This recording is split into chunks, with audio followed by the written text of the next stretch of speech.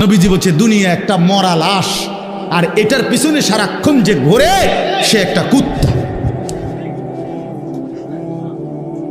এখন কেরম লাগে আপনার কাছে বলেন?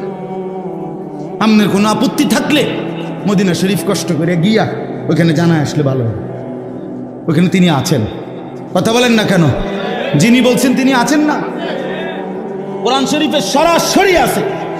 কাফের বেঈমান নাফরমানকে আল্লাহ কোরআনে উদাহরণ দিছে, ফামাথালুহু কামাথালিল কালব।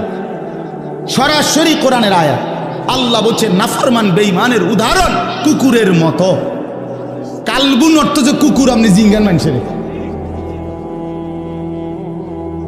ইন তাহমিল আলাইহি ইয়ালহাস আও তাতরুকহু ইয়ালহাস। আল্লাহ বলে দুনিয়া লুবি বেঈমান সারাক্ষণ যে দুনিয়া লুবি, তার অবস্থা হইল যে তুমি যদি তারে ছেড়ে দাও তাইলেও হাঁফাইতে থাকে, তুমি যদি তারে বাইন্দা রাখো তাইলেও হাঁফাইতে থাকে।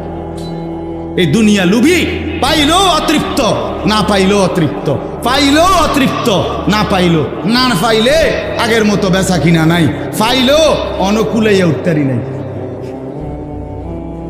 কথা বুঝেন নাই? দুনিয়া শেষ হয় না, দুনিয়া রাক্ষস, দুনিয়া রাক্ষস। দুনিয়া কোনোদিন কাউরে তৃপ্ত বানায় না বাপ, দুনিয়া কাউকে তৃপ্ত বানায় না, দুনিয়া কাউরে না তৃপ্ত বানায় না। দুনিয়া রাক্ষস।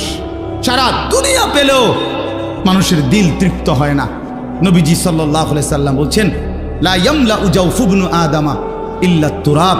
কবরের মাটি